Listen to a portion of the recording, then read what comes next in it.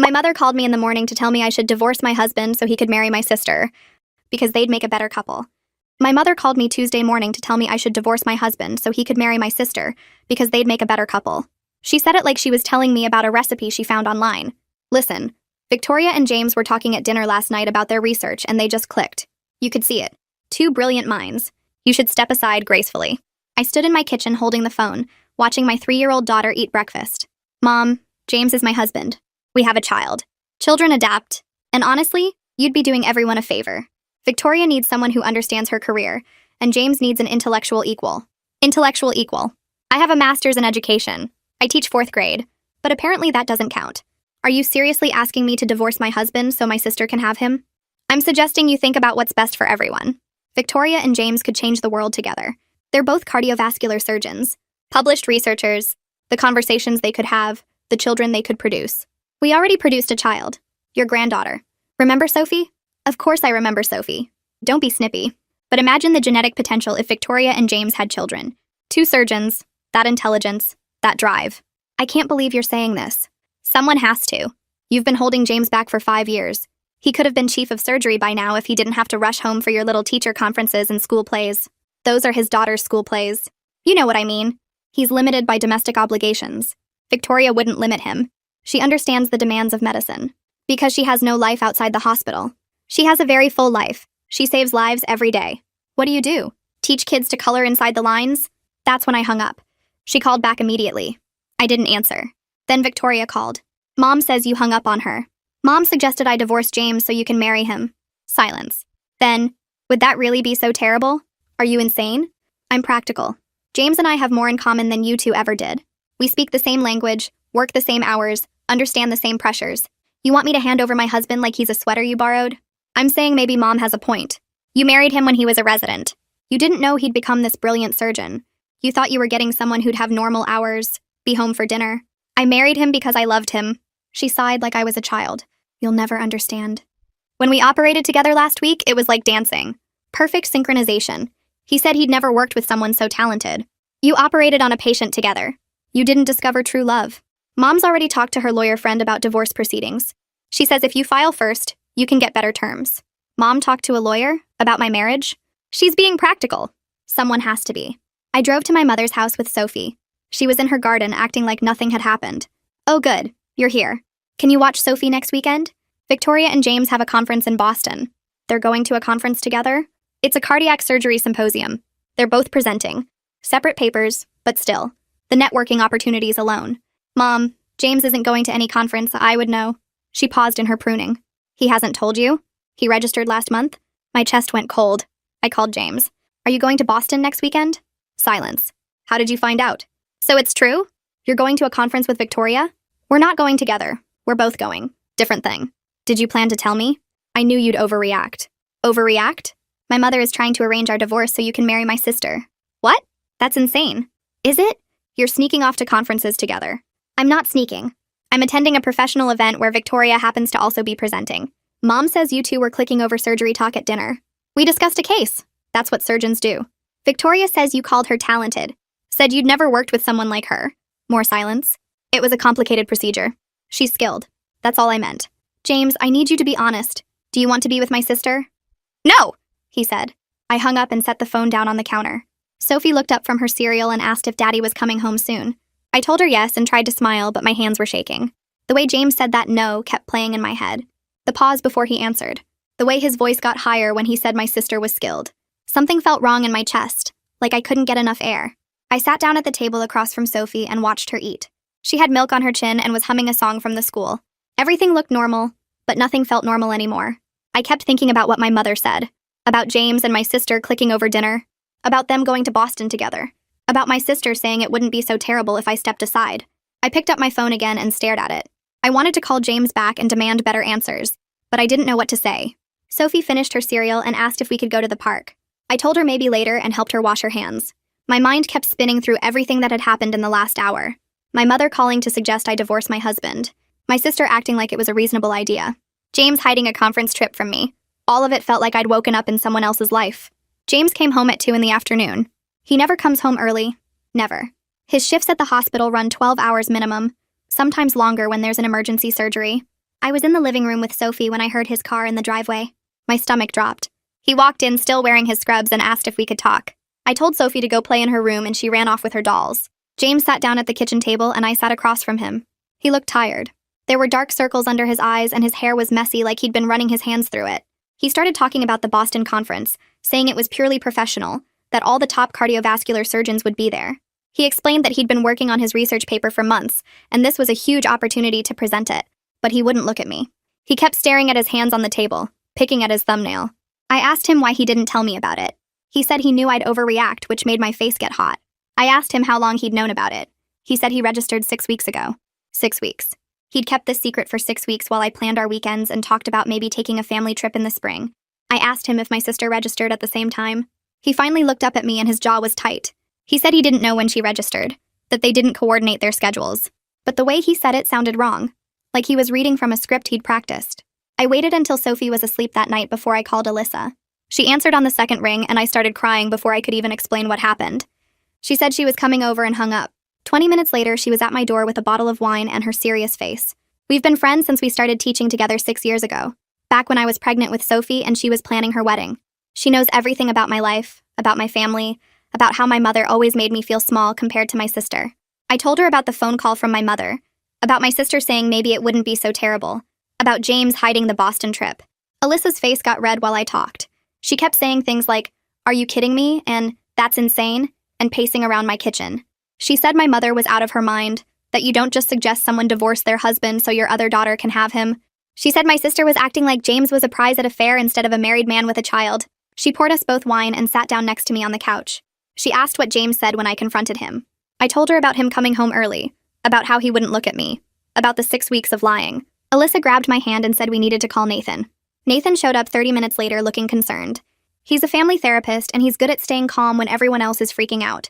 Alyssa must have told him some of it on the phone because he sat down and immediately asked me to walk him through exactly what my mother said.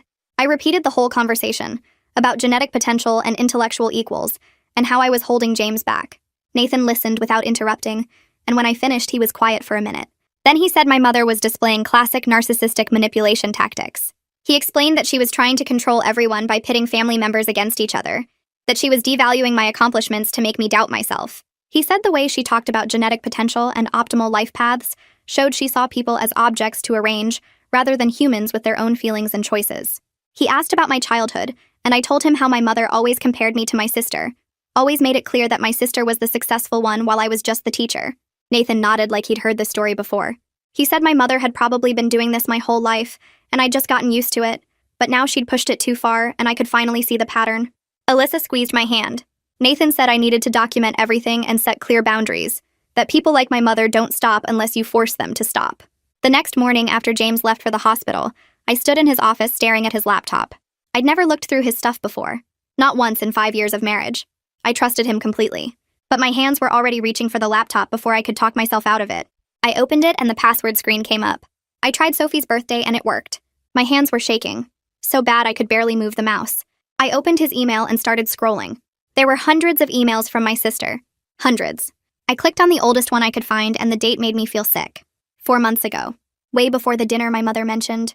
Way before I knew they were even working together regularly. The first email was about a patient case, but it was friendly, casual. My sister made a joke and James responded with a joke back. I kept scrolling forward and watching the emails get more frequent, more personal. They weren't talking about work anymore. They were talking about their days, their frustrations, their dreams. My sister sent him an email at 11 at night about feeling tired of always being alone. James responded at midnight saying he understood, that sometimes he felt alone too, even though he was married. I had to close the laptop and walk away. I went to the bathroom and threw up. When I came back, I made myself keep reading. There were inside jokes I didn't understand, references to conversations they'd had that I knew nothing about. My sister sent him a photo of herself at a conference last month, and he said she looked great. I printed everything, every single email. The printer ran for 20 minutes. I found our phone bill in James's desk drawer and opened it. The call log went on for pages. My sister's number showed up dozens of times every day. Some calls were short, just a minute or two. Others were 30 minutes, 40 minutes. There were texts at 2 in the morning. Texts at 6 in the morning. Texts during times when James told me he was in surgery. I counted the texts from one day last week. 47 texts back and forth between them. 47. On a day when James came home and barely said 10 words to me because he was so tired. I printed the phone bill too. My hands weren't shaking anymore. I felt cold and calm and clear. I organized all the papers into neat stacks on the kitchen table, emails in one pile, phone records in another. I made coffee and sat down to wait. James came home at 7. He walked in calling my name and asking what was for dinner. I was sitting at the kitchen table with all the papers spread out in front of me. He stopped in the doorway when he saw them. His face went white. He asked what I was doing, and I told him I went through his laptop. He stood there staring at the papers, and I watched his expression change from shock to anger. He said I had no right to go through his private things, that he couldn't believe I'd violate his privacy like that. I picked up the stack of emails and held them up. I asked him if he wanted to talk about privacy, or if he wanted to talk about the 4 months of constant communication with my sister that he never mentioned. He said those were work emails, and I laughed. It came out mean and sharp. I read one out loud, the one where my sister said she felt alone and he said he felt alone too. I asked him if that was about work. He said I was taking it out of context. I showed him the phone bill. I asked him to explain the 2 a.m. texts, the 47 texts in one day, the 30-minute phone calls during his lunch breaks. He said they were friends, that they worked together, that it was normal for colleagues to communicate. I asked him if it was normal to hide it from his wife. He didn't have an answer for that. We fought for 2 hours. It was the worst fight we'd ever had. Sophie was asleep upstairs and we were in the kitchen screaming at each other in whispers. I asked him if he was having an affair. He said no, they were just colleagues and friends. I asked him why he never mentioned being friends with my sister. He said he knew I'd overreact. I asked him if he had feelings for her. He said no. I asked him again. He said it was complicated. I felt like someone had punched me in the stomach. He started talking fast, saying that he and my sister understood each other, that they spoke the same language, that it was nice to talk to someone who got the pressures of his job. He said I didn't understand what it was like to be a surgeon, to have that kind of responsibility. He said my sister got it because she lived it too. Every word felt like he was saying I wasn't enough. I asked him if he wished he'd married her instead. He said that wasn't fair. I asked him again. He said sometimes he wondered what it would be like to be with someone who understood his world. I started crying and he reached for me, but I stepped back. I told him he needed to decide what he wanted because he couldn't have both. He said he wanted our marriage, but he also valued his friendship with my sister. I told him that wasn't friendship. That was emotional cheating. He got angry then and said I was being dramatic, that nothing physical happened. I said emotional affairs were still affairs. He said I was overreacting just like he knew I would. James slept in the guest room. I heard him walk down the hall around midnight and close the door. I lay in our bed staring at the ceiling. The sheets smelled like his cologne and I wanted to rip them off and burn them. I kept replaying the fight in my head, the way he said my sister understood him, the way he admitted to wondering what it would be like to be with her, the way he got angry at me for finding out instead of being sorry for lying. I didn't sleep at all. I watched the clock change from midnight to 1 to 2 to 3. At 6, I heard Sophie's door open and her little feet in the hallway. She came into my room and climbed into bed asking where Daddy was. I told her he had to sleep in the other room because he wasn't feeling well. She asked why he didn't have breakfast with us. I carried her downstairs and made her pancakes and told her Daddy had to go to work early. She ate her pancakes and talked about her dolls and didn't notice that I was crying while I poured her orange juice. I texted Alyssa and told her I needed help. She texted back immediately saying she was coming over after school. I got Sophie dressed and dropped her at preschool and sat in my car in the parking lot trying to figure out what to do next. I went to the school and sat through the staff meeting that afternoon without hearing a single word. Verity was talking about standardized testing schedules, and I was staring at the table thinking about James sleeping in the guest room and my sister wanting to steal my husband. Someone asked me a question about parent conferences and I had no idea what they'd said. Verity looked at me for a long moment and then moved on to the next topic.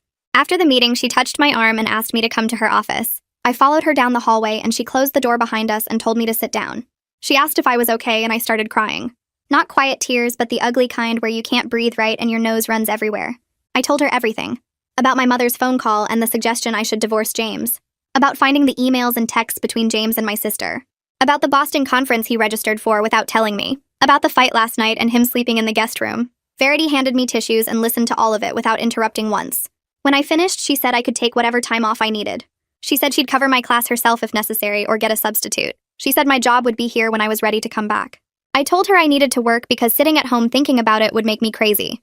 She nodded and said that was fine too, but the offer stood whenever I needed it. I left school early anyway and drove to my mother's house. I didn't call first. Sophie was still at preschool for another 2 hours, and I needed to do this without her there. My mother was in her garden wearing the same clothes as before, like she'd been standing there all week. She looked up when I came through the gate and smiled like she was happy to see me. I asked her about the lawyer. She kept pruning her roses and said she'd talked to someone who handled family law. I asked why she thought it was okay to discuss my marriage with a lawyer without my permission. She said someone needed to be practical about the situation. She said she was trying to help everyone find their optimal life paths. Those exact words. Optimal life paths. Like we were all pieces on a chessboard she was moving around to get the best outcome. I asked her what my optimal life path was according to her planning. She said I could find someone more suitable to my educational level. Someone who didn't need a partner who understood cardiovascular surgery. Someone who'd be home for dinner and school events. She made it sound like she was doing me a favor by breaking up my marriage. I told her if she kept pushing this agenda, she wouldn't have a relationship with me or Sophie. She laughed. Actually laughed like I'd told a joke. She said I was being dramatic and that I'd come around when I saw how much happier everyone could be. She said Victoria and James could do amazing things together, and that I was being selfish by holding him back from his full potential. She said Sophie would adjust and that kids were flexible. She said in a few years I'd thank her for helping me see clearly. I turned around and walked back to my car without saying anything else. There was no point. She'd already decided how everything should go, and nothing I said would change her mind. My sister called that evening after I'd put Sophie to bed. I almost didn't answer, but then I thought maybe I needed to hear what she had to say. She started talking immediately about how she wanted to explain her perspective. She said she understood this was hard for me, but that I needed to look at the situation logically. She said she and James were intellectual equals, and that they understood each other in ways I couldn't understand him. She said I was just a teacher. Those words exactly. Just a teacher. Like my master's degree and my career meant nothing. Like teaching fourth graders was something anyone could do. She said James needed someone who could match his intellect and his ambition. Someone who lived in his world. She said I'd married him when he was a resident and didn't know he'd become this brilliant surgeon. She said it wasn't my fault that we weren't compatible anymore, but that I needed to face reality. Then she told me that she and James had talked about what their life together could look like. They'd discussed it. Multiple times. She described conversations about where they'd live and how they'd manage their schedules and what their research could accomplish together. She said they'd talked about having kids, and what kind of genetic advantages those kids would have with 2 cardiovascular surgeons as parents. She said all of this like it was perfectly normal to plan a future with someone else's husband. Like I should understand and agree that it made sense. I was recording the conversation on my phone. Nathan had told me to document everything, and I'd set up the recording app before I answered her call. I let her keep talking. I asked questions that made her explain more. I got her to say clearly that she and James had discussed being together, that they'd imagined a whole life, that they'd talked about it multiple times over the past few months. James came home late from the hospital around 10. I was sitting in the living room waiting for him. I didn't say hello. I just pulled up the recording on my phone and hit play. His face went white when he heard my sister's voice. He tried to interrupt, but I told him to listen to the whole thing. He sat down on the couch and listened to his sister describe their conversations about a future together, about the life they'd planned, about the children they'd discussed having. When it ended, he sat there staring at the floor. I asked him if it was true. He said they'd talked hypothetically. He said nothing physical had happened. He said it was just conversation and fantasy and that it didn't mean anything. I told him emotional affairs were still affairs. He looked at me and I could see that he knew I was right. He said he was sorry. He said he didn't mean for it to go this far. He said he valued his friendship with my sister, but that he loved me and wanted our marriage. I asked him how he could say he loved me when he'd been planning a whole different life with someone else. I told him he needed to decide what he wanted. He couldn't keep our marriage while having this close emotional relationship with my sister. He had to pick one. He asked for time to think about it. That hurt worse than anything else he'd said all night. The fact that he needed time to decide between me and my sister. The fact that it wasn't an immediate choice. He saw my face and tried to backtrack, but the damage was done. He'd already shown me that I wasn't enough. That our 5 years together and our daughter weren't enough to make the choice obvious. I told him to sleep in the guest room again. He left the living room and I sat there alone listening to him walk down the hallway and close the door. The next morning, I woke up on the couch where I'd fallen asleep around 3.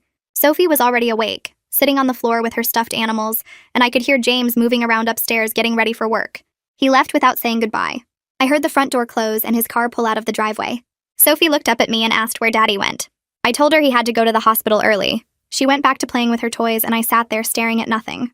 My phone rang around 8. It was Alyssa. She asked how I was doing and I started crying before I could answer. She told me to pack a bag for me and Sophie and come stay with them for a few days. I tried to say no, that I didn't want to impose, but she cut me off. She said Nathan already made up the spare room and Sophie would love having a sleepover with Auntie Alyssa. I packed 2 bags while Sophie ate breakfast. I threw in clothes and toys and Sophie's favorite blanket. We drove to Alyssa's house and Sophie was so excited she bounced in her car seat the whole way. Alyssa met us at the door and hugged me for a long time. Nathan took our bags upstairs and Sophie ran after him asking if she could see her room. Alyssa made me sit down at the kitchen table and put tea in front of me. She asked what happened after we talked on the phone last night. I told her about playing the recording for James, about him admitting they'd talked about a future together, about him asking for time to decide between me and my sister. She looked mad in a way I'd never seen before. She said James was out of his mind if he thought he needed time to choose his wife and daughter. Nathan came back downstairs and sat with us. He listened to everything and then said something that stuck with me. He said emotional affairs often feel more intense than physical ones because they're built on the fantasy of what could be, rather than the reality of what is. He said James and my sister had created this perfect imaginary relationship without any of the hard parts of real life, without sick kids or money stress or whose turn it is to do dishes. They got to have deep conversations about work and feel understood without actually building a life together. That made sense to me in a way nothing else had. The next day, Alyssa watched Sophie while I met with a lawyer Nathan recommended. The lawyer's office was in a tall building downtown, and I felt sick walking in. The lawyer was a woman around 50 with kind eyes and a no-nonsense attitude. She asked me to explain the situation, and I told her everything. About my mother's suggestion, my sister's feelings, the emails and texts, James's emotional affair, the Boston conference. She took notes and nodded and didn't look shocked by any of it. Then she started explaining what divorce would actually look like. She talked about custody arrangements and how courts decide what's best for kids Sophie's age. She explained asset division and how we'd split the house and savings and retirement accounts. She walked me through the whole process step by step. Filing papers, temporary orders, discovery, mediation, trial if we couldn't agree. It felt overwhelming and way too real. Then she said something that made my stomach drop. She said in our state, given Sophie's age and James's work schedule, I'd almost certainly get primary custody. Maybe 65 or 70% of the time. James would probably get every other weekend and one evening a week, maybe more during summer and holidays. But the bulk of Sophie's time would be with me. I sat there trying to process that. The idea of Sophie not seeing her dad most days, of her growing up in a split home, of having to coordinate schedules and handoffs and holidays, it made divorce suddenly feel very real and very scary. Not just an idea or a threat, but an actual thing that would happen and change everything. I thanked the lawyer and told her I needed to think about next steps. She gave me her card and said to call when I was ready. I drove back to Alyssa's house and sat in the driveway for 10 minutes before I could go inside. My phone started buzzing that afternoon. James was texting me. He said he needed to talk, that he'd made a decision, that we needed to discuss our future. I didn't respond. He texted again an hour later, then again before bed. The next morning he called twice and left voicemails. I listened to them but didn't call back. He sounded stressed and said this was important and we couldn't leave things like this. I still didn't respond. Alyssa asked if I was okay ignoring him, and I said I needed time to prepare myself for whatever he was going to say. I needed to be ready to hear that he chose my sister. Or that he chose me but didn't really mean it. I needed 2 days to build up whatever strength I'd need for that conversation. On the second day, I finally texted him back. I said we could meet tomorrow at the coffee shop on Maple Street at 10 in the morning. No Sophie, just us. He responded immediately saying he'd be there. I dropped Sophie off at Alyssa's house the next morning and drove to the coffee shop. My hands were shaking on the steering wheel. James was already there when I arrived, sitting at a corner table with 2 cups of coffee. He'd ordered my usual. I sat down across from him and waited. He started talking immediately. He said he wanted to stay married, that he'd been stupid and got caught up in the attention and validation from my sister, that she made him feel important and understood in ways he hadn't felt in a long time, but that he realized what he was risking. Our family, our daughter, 5 years together. He said he loved me and wanted to make our marriage work. I listened to all of it and felt nothing. No relief or happiness or even anger. Just empty. I asked him what that would actually look like. He said we could go to counseling and work on communication and rebuild trust. I nodded and then I told him what I needed. I said wanting to stay married wasn't enough. He needed to completely cut off all non-professional contact with my sister. No texts about anything except work, no dinners or drinks or conferences together, and he needed to skip the Boston conference next weekend. And we needed to start marriage counseling immediately. He hesitated. It was just a second, but I saw it. His face changed when I mentioned Boston. He said that was a really important conference for his career, that he was presenting research he'd worked on for months, that skipping it would look bad professionally. I felt something cold settle in my chest. I said he could maintain appropriate boundaries with my sister at the conference, that they'd barely see each other with different sessions and presentations, that I was being unreasonable asking him to skip a major career opportunity. I looked at him and said very clearly that if he got on a plane to Boston next weekend, I would file for divorce while he was gone, that this was his choice, our marriage or that conference. He stared at me like I'd slapped him. He said I was making him choose between his career and his family. I said no. I was making him choose between his career and an emotional affair with my sister. There was a difference. He argued for 20 minutes. About his professional reputation. About the months of work that went into his presentation. About how I was being controlling and unreasonable. About how he could handle being around my sister appropriately. I just kept saying the same thing. Boston or our marriage. Pick one. He picked Boston. He actually sat there in that coffee shop and told me he was going to the conference. That this was too important for his career. That I was being unfair making him choose. That he'd prove he could maintain boundaries with my sister and then we could move forward with counseling. I stood up and walked out. I heard him calling after me, but I didn't stop. I got in my car and drove back to Alyssa's house. Nathan was there when I arrived and he took one look at my face and knew. I told them James chose Boston. Alyssa said some very creative things about my husband that I won't repeat. Nathan just looked sad. He said sometimes people show you who they are and you have to believe them. James left for Boston on Friday morning. I'd moved back home by then because I couldn't hide at Alyssa's forever. Sophie and I had the house to ourselves for the weekend. We did normal mother-daughter things. We baked chocolate chip cookies on Friday afternoon, and Sophie got flour everywhere. We went to the park on Saturday and she played on the swings for an hour. We had a tea party with her stuffed animals on Sunday morning. I tried so hard not to cry in front of her. Every time I felt tears coming, I'd go to the bathroom or turn away. But at night after she was asleep, I'd sit on the couch and let myself fall apart. My marriage was ending. My husband had chosen a conference over us, and I had no idea what came next. Sunday evening, I made the mistake of checking social media. My sister had posted photos from the conference, professional shots of panels and presentations, but there were several with James in them, standing together at a reception, sitting next to each other at a dinner with other surgeons, smiling in a group photo with conference badges. They weren't touching or doing anything wrong, but the way they stood next to each other made my stomach hurt. They looked comfortable together, natural, like they belonged in the same frame. I closed the app and put my phone face down on the table. Sophie came running in asking if we could watch a movie before bed. I said yes, and we curled up on the couch with her favorite blanket. She fell asleep halfway through and I carried her up to bed. Then I came back downstairs and sat in the dark living room thinking about lawyers and custody arrangements and how to tell a 3-year-old that her family was breaking apart. I texted Alyssa around 8 that night after Sophie finally went down. She showed up 40 minutes later with 2 bottles of wine and her laptop under her arm. We sat on my couch in the dark living room with just the lamp on and pulled up my sister's social media. Requested Reads is on Spotify now. Check out link in the description or comments. The first few posts were standard conference stuff, panels and presentations and name tags. Then we got to the dinner photos. There was one where all the surgeons were seated at a long table and my sister and James were right next to each other. Not across from each other or separated by other people, right next to each other like they'd planned it that way. They were both smiling at something someone said and their shoulders were almost touching. Alyssa zoomed in on the photo and we just stared at it for a minute. There was another photo from what looked like a hotel bar with a group of doctors holding drinks. My sister and James were standing together again. His hand wasn't on her or anything, but they looked comfortable, natural, like they belonged in the same space. Alyssa closed the laptop and poured us both more wine. We didn't talk much after that. Just sat there drinking and watching stupid reality TV until she left around midnight. James came home Monday evening around 6:30. I heard his car in the driveway and my whole body went cold. Sophie ran to the door yelling for him and he picked her up and spun her around like everything was normal. He came into the kitchen carrying her and started telling me about his presentation before he even set down his bag. How well it went. How many people came up to him afterward with questions. How the moderator said it was one of the best talks of the conference. I just stood there at the counter chopping vegetables for dinner and didn't say anything. He kept talking. About the other presentations he saw. About the networking opportunities. About how valuable the whole experience was for his career. Sophie wiggled down and went back to her toys in the living room. James finally stopped talking and looked at me. Really looked at me. I put down the knife and turned to face him. I asked him straight out if anything happened with my sister in Boston. He got very still and quiet. Then he shook his head and said nothing physical happened. Nothing physical. Those were his exact words. I asked what that meant and he said they had dinner together a few times. That they talked about the situation. About everything that was happening. I asked how many times was a few and he said 3 nights.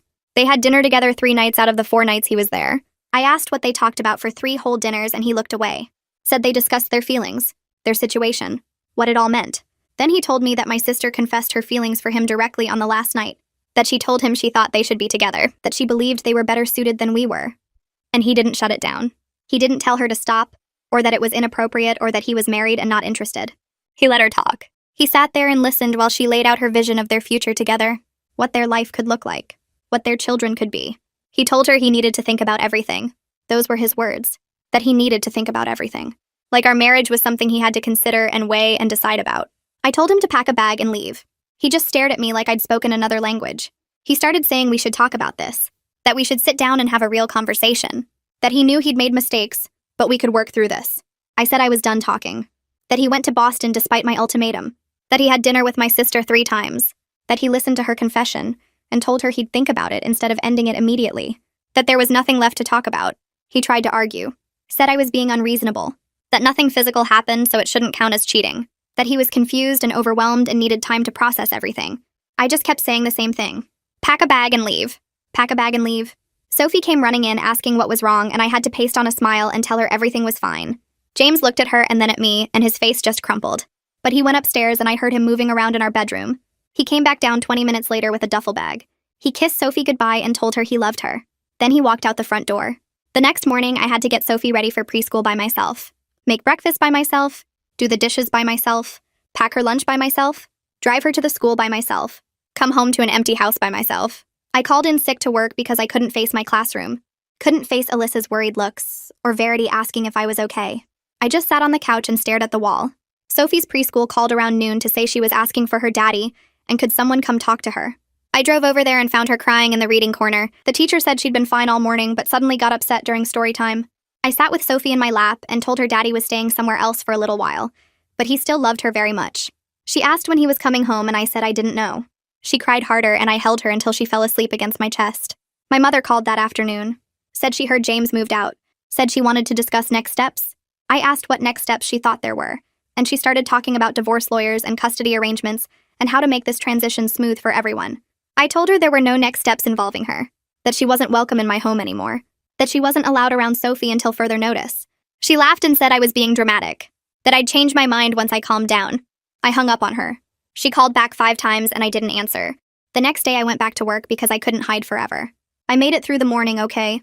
My students were working on a math project, and I could just walk around helping them without having to actually teach. Then lunch break came and I went to the teacher's lounge to eat. I was sitting at a table by myself when someone knocked on the door. One of the office staff stuck her head in and said I had a visitor.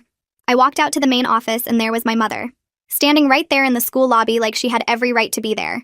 She started talking immediately about how we needed to discuss this properly, about how I was making things harder than they needed to be, about how she was just trying to help everyone find their best path forward. Verity came out of her office and saw what was happening. She walked right up to my mother and asked who she was. My mother introduced herself and Verity's face went hard. She called security and told them to escort my mother off campus. My mother started arguing, but Verity cut her off, said she wasn't welcome there, that if she came back, she'd be arrested for trespassing.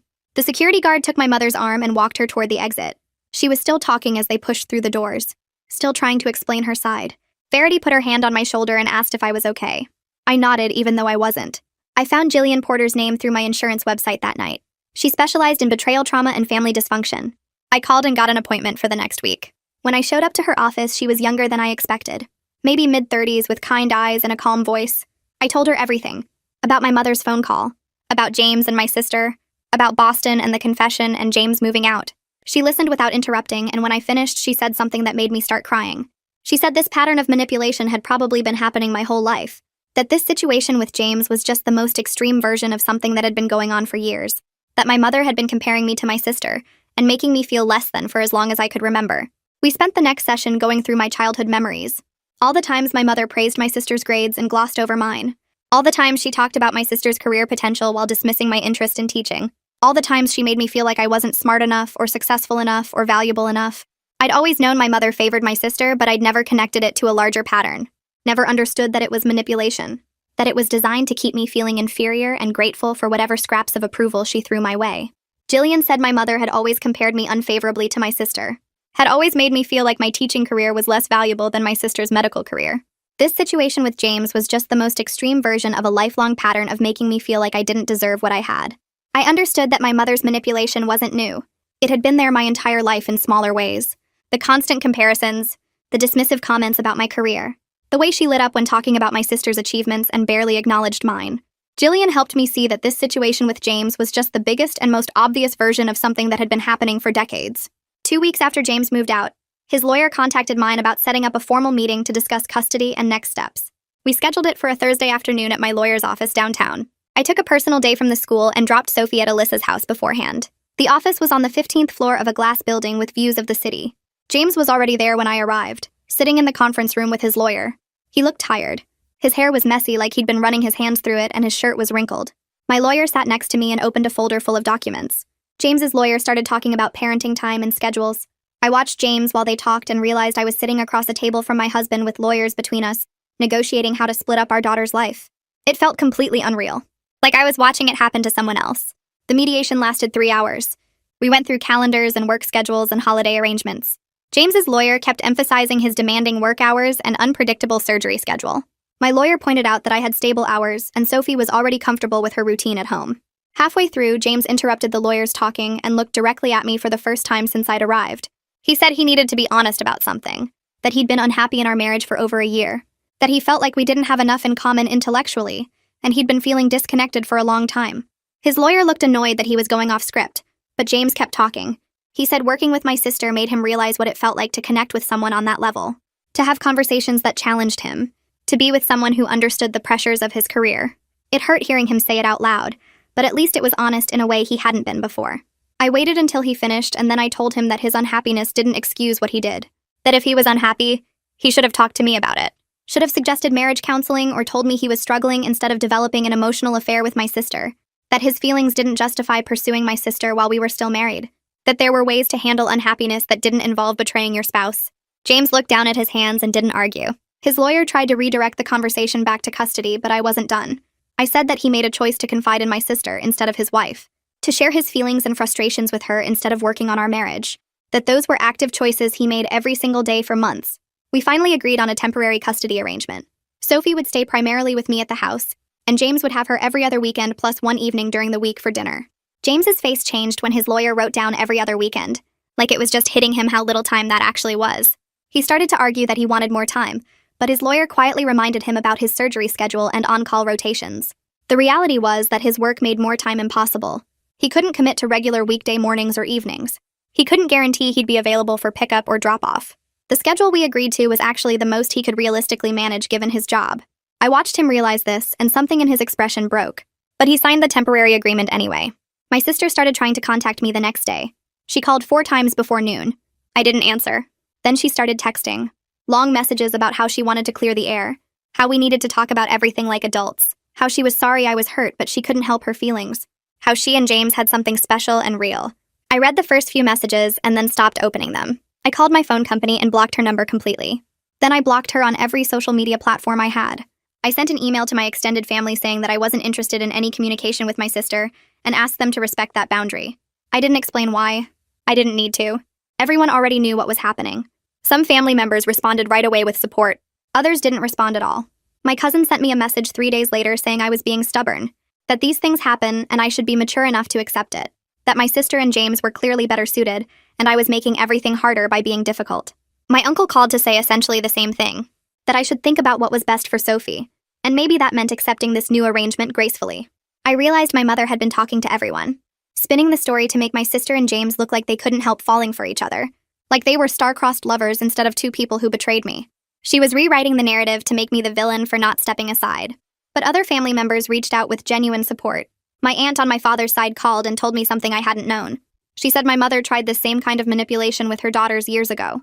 That she'd tried to convince my aunt's younger daughter that she should date her older sister's boyfriend because they had more in common. That my mother had a pattern of trying to rearrange people's lives like chess pieces to create what she thought were optimal pairings. My aunt said she'd cut contact with my mother for 2 years because of it. That I wasn't the first person my mother had done this to, and I probably wouldn't be the last. It helped knowing I wasn't crazy. That this wasn't normal mother behavior. I threw myself into my classroom. My 4th graders were working on a unit about family diversity and different family structures. We read books about single-parent families and blended families and families with 2 moms or 2 dads. We talked about how families come in all different shapes, and how love is what makes a family, not a specific structure. I watched my students absorb these ideas without judgment, and realized there were many different ways to build a good life. That the traditional family structure I'd been trying to maintain wasn't the only valid option. That Sophie and I could be happy in whatever form our family took. 6 weeks after James moved out, Alyssa came over after Sophie went to bed. She had wine and a serious expression. She sat down on my couch and said she needed to tell me something before I found out another way. That she'd heard from a mutual friend who worked at the hospital that James and my sister were dating officially. That they'd been seen having dinner together multiple times. That people at the hospital were talking about it. I felt my chest get tight, but I wasn't surprised. Part of me had been waiting for this. Alyssa pulled out her phone and showed me my sister's social media. She'd unblocked me temporarily so I could see. There were photos from the past 2 weeks. My sister at restaurants, my sister at a park. And in several of them, if you looked carefully at the background or the reflections, you could see James. The fact that they were dating so quickly after our separation confirmed everything. Their emotional affair had been deeper than James admitted. They didn't need time to develop feelings because those feelings were already fully formed. They'd been building a relationship for months while James was still living in my house, while he was still sleeping in my bed, while he was still kissing me goodbye every morning. They'd just been waiting for the right moment to make it official. The betrayal of it settled into my bones. Not the sharp pain of discovery, but the deep ache of confirmed suspicion. I'd been right about everything, and somehow that made it worse. I called my lawyer the next morning and told her I wanted to file for divorce. She'd been expecting my call after our initial consultation, and had already started preparing the paperwork. We met at her office that afternoon while Sophie was at preschool. She walked me through everything, explaining custody arrangements and asset division, and how we'd protect Sophie's stability through all of this. James's demanding surgery schedule actually worked in my favor because the court would see that primary custody with me made sense. My lawyer was sharp and thorough, asking questions about James's income and our shared assets, and whether I had documentation of his relationship with my sister. I showed her the emails I'd printed and the recording of my sister's confession. She nodded and made notes and told me we had a strong case. The divorce papers were filed by the end of the week. James got served at the hospital, which probably embarrassed him in front of his colleagues, but I couldn't bring myself to care about that anymore. Sophie asked why Daddy wasn't coming home anymore. I sat with her on her bedroom floor surrounded by her stuffed animals and tried to explain in words a 3-year-old could understand. Sometimes grown-ups who love each other can't stay married, I told her. It doesn't mean we don't love you. We both love you so much. She asked if it was her fault and my chest hurt. No, baby, I said. This is about Mommy and Daddy, not about you. You didn't do anything wrong. She seemed to accept this better than I expected, though she had moments where she'd cry for her daddy or ask when our family would be together again. Those moments gutted me every time. But mostly she adjusted to the new routine of staying with me during the week and seeing James every other weekend. Kids are tougher than we give them credit for. My mother showed up at my house 3 weeks after I filed for divorce. I saw her car pull up through the living room window and my whole body went tense. She had my sister with her. They walked up to my front door like they had every right to be there. I didn't answer when they knocked. My mother called through the door that they needed to talk to me about my stubbornness, that I was making a mistake and they were here to help me see reason. An intervention, she called it. Like I was the one with the problem. I pulled out my phone and called the police. My mother kept knocking and talking through the door about how I was being unfair to everyone, how James and my sister deserved happiness, how I should think about what's best for Sophie instead of being selfish. I stood in my hallway with the phone to my ear telling the dispatcher that my mother and sister were on my property refusing to leave after I'd told them they weren't welcome. The police arrived within 15 minutes. My mother acted shocked when the officers asked her to leave. She tried to explain to them that she was just trying to talk to her daughter about a family matter. The officers didn't care. They escorted both her and my sister off my property and warned them about trespassing. I went back to my lawyer the next day and asked about a restraining order. My mother had been calling and texting constantly despite me blocking her number. She'd started showing up at my school until Verity had security remove her. She'd even tried to pick Sophie up from preschool, telling the staff she was taking her granddaughter for the afternoon. The preschool called me immediately and didn't release Sophie, but it scared me. My lawyer filed for the restraining order that afternoon. We had the recording of my sister's confession about pursuing James. We had documentation of my mother's harassment. We had the police report from the trespassing incident. The judge granted the restraining order at the hearing 2 weeks later. My mother tried to argue that she was just concerned about her family, but the judge wasn't interested. He looked at the evidence and granted the order immediately, requiring my mother to stay at least 500 feet away from me, my home, and my workplace. I started seeing Nathan for therapy sessions to process everything with my family. Alyssa had offered to let her husband work with me at a reduced rate, and I accepted because I needed professional help understanding how my family had become so broken. Nathan explained that going no contact with family members is sometimes the only healthy choice when they refuse to respect boundaries. He helped me see that my mother's behavior wasn't normal or acceptable, that her trying to arrange my divorce so my sister could have my husband was deeply wrong, that the way she'd always compared me unfavorably to my sister and devalued my teaching career was emotional abuse. I cried in his office talking about the mother I'd wished I had, the one who would have been proud of my career and protective of my marriage. Nathan told me to grieve that mother because she never existed. The real mother I had was the one who valued status over her daughter's happiness. Accepting that reality hurt worse than the divorce. 3 months after James moved out, I woke up one Saturday morning and realized I felt okay. Not happy exactly, but stable. My life had gotten smaller in some ways without James and without my mother and sister, but it felt real. It felt like mine. Sophie and I had our routines now. Saturday morning pancakes that we made together with chocolate chips. Trips to the library every Tuesday after school. Movie nights on Fridays with popcorn and her favorite animated films.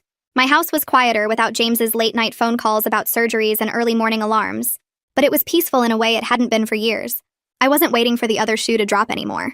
I wasn't wondering if my husband was texting my sister. I was just living my life with my daughter, and that was enough. Verity called me into her office one Monday after school and told me she wanted to offer me an opportunity.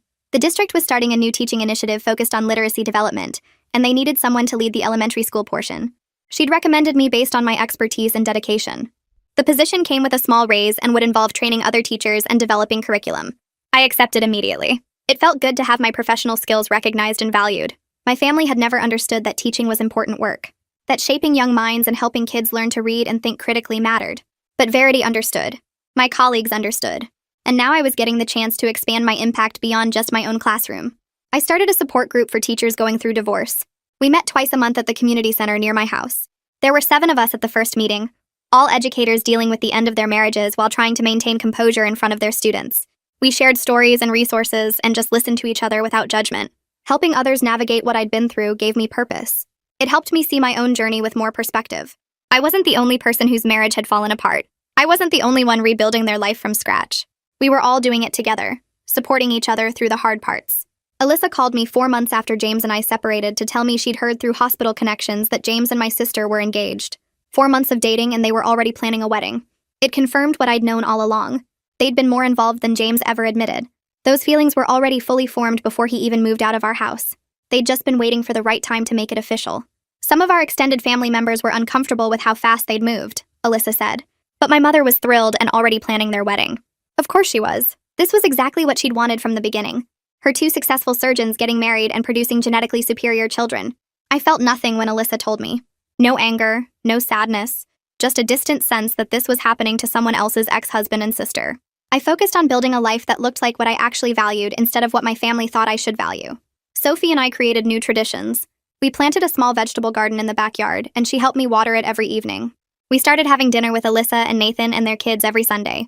We volunteered at the animal shelter on Saturday afternoons, walking dogs and socializing cats. I decorated our house the way I wanted without worrying about James's opinions on furniture or paint colors. Sophie picked out new curtains for her room covered in stars and planets.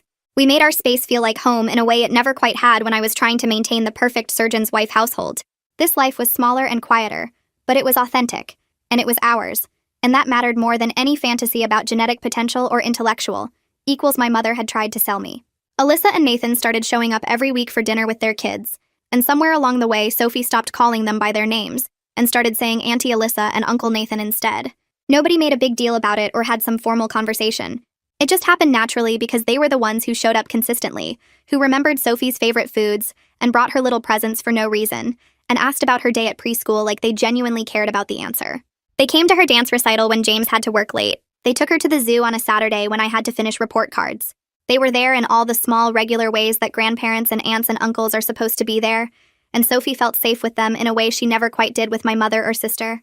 I watched my daughter bloom with that kind of steady, reliable love from people who valued her for exactly who she was, instead of some idea of genetic potential. The divorce was finalized on a Tuesday morning 6 months after James moved out.